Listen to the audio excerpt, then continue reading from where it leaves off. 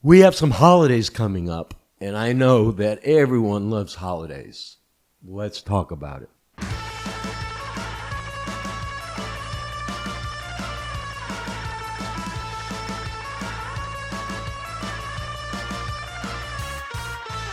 Shalom, and welcome to this episode of Did You Know? I am your host, Rabbi Ira Brower from Shalom Boca Messianic Congregation here in Boca Raton, Florida. And in the calendar of the Jewish holidays, we are coming up on the fall feasts or fall holidays of Rosh Hashanah, Yom Kippur, Sukkot, and then later on Simchat Torah. And there's a bunch of them coming up.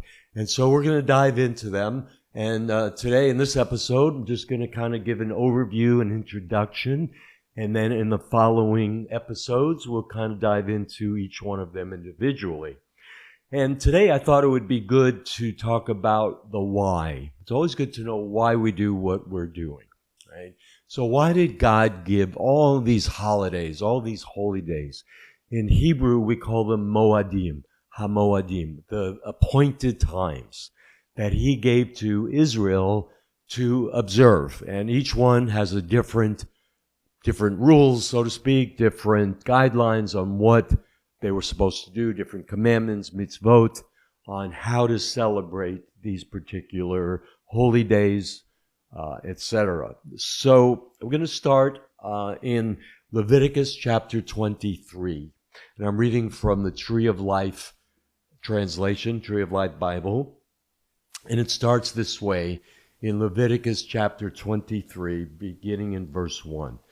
Then Adonai spoke to Moses, saying, Speak to Bnei Yisrael, the children of Israel, and tell them, these are the appointed Moadim. Again, Moadim is appointed times, which you are to proclaim to be holy convocations, my Moadim. I want to stop there for a moment. There's a very important word there. They are to proclaim. And the word there has the implication of exactly what that word means, to proclaim, to tell it out to others. And so that gives us a really good hint of the reason that God gave these Moadim, these appointed times, to Israel. Who were they to proclaim it to? Proclaim them to?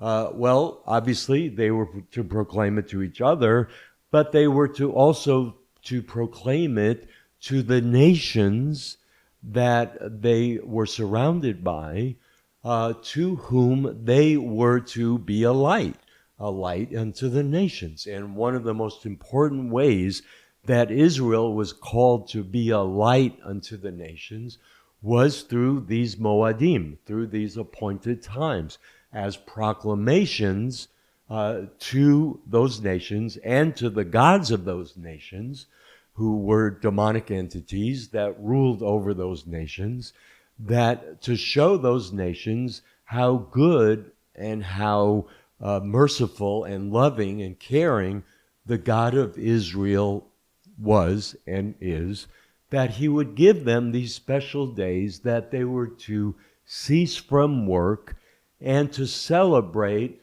the things that he has done for them.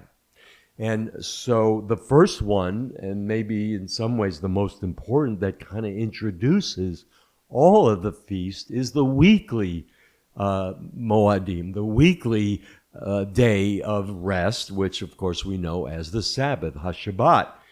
And he says in the next verse, work may be done for 6 days, but the seventh day is a Shabbat of solemn rest, a holy convocation.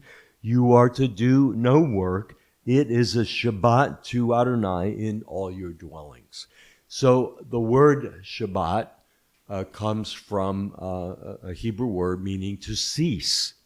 And obviously it applies to ceasing from work as God ceased from his work, reflecting back on Genesis, the creation, right? 6 days he made the heavens on the earth, and the seventh day he rested. He ceased from his work.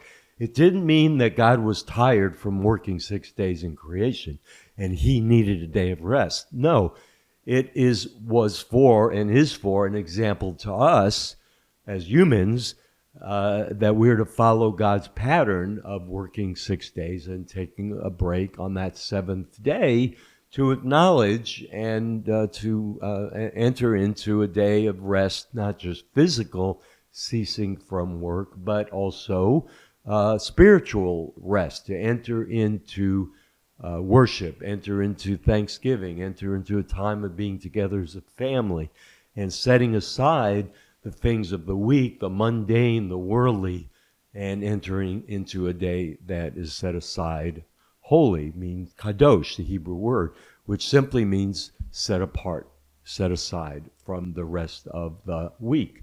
So that is sort of the introduction to all of the rest of, to all the other Shabbats, because each of these Moadim are also called Shabbats because they are days that we are also to cease from working and to celebrate.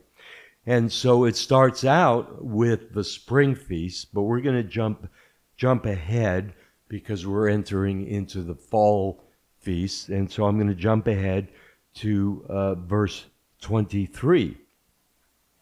Adonai spoke to Moses, saying, "Speak to Bnei Israel, saying, in the 7th month, on the first day of the month, you are to have a Shabbat rest, a memorial of blowing."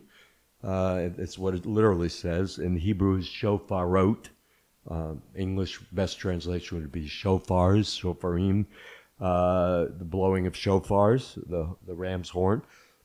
A holy convocation, you are to do no regular work, and you are to present an offering made by fire to Adonai. Okay, so the 7th month is the biblical calendar, because the first month is Passover, the month where Passover, Feast of First Fruits, and so on takes place, which God gave, spells out earlier in this chapter. In the last episode, we spoke about the month of Elul, which is the last month in the Hebrew calendar. So over time, the calendar that is observed now, and you can listen to, go back and watch that episode about the month of Elul, which is the last month of the Hebrew calendar preceding Rosh Hashanah, the Feast of Trumpets, okay? But the biblical calendar, I know it gets a little confusing, but the biblical calendar, it's the 7th month, okay? So what characterizes this holiday or this holy day? Very simply by the blowing of the shofar, the trumpets. And historically in the ancient world, the blowing of a trumpet, or in our case, we use a ram's horn or the horn of a deer type animal, and it was to announce the coming of a king. So in the ancient world, when a king entered a particular town or city or village, he was preceded, the procession of the king coming into the town would be preceded by the blowing of a trumpet and announcing of the king. So in the Jewish world, and historically in the ancient Jewish world as well, the kings were announced before they would enter into a town or a village with a much fanfare. Obviously, they were to be honored, they were to be, cheered and so on. And so what the hint of this is that the blowing of the shofar has something to do with the kingdom, a king. And of course, we know there's only one true king, the King of Kings, and that is Yeshua himself. Okay, and in the context here, it would be a reminder of the king is coming. And last episode, we talked about the king is in the field during the month of Elul. So it's all connected. So when we come into this feast of trumpets, over time, it became known as Rosh Hashanah, the New Year. Okay? So how did it become from the 7th month to the New Year? Well, that's a really good question. And the answer is that traditionally it's believed that the creation of man happened on Rosh Hashanah. Adam.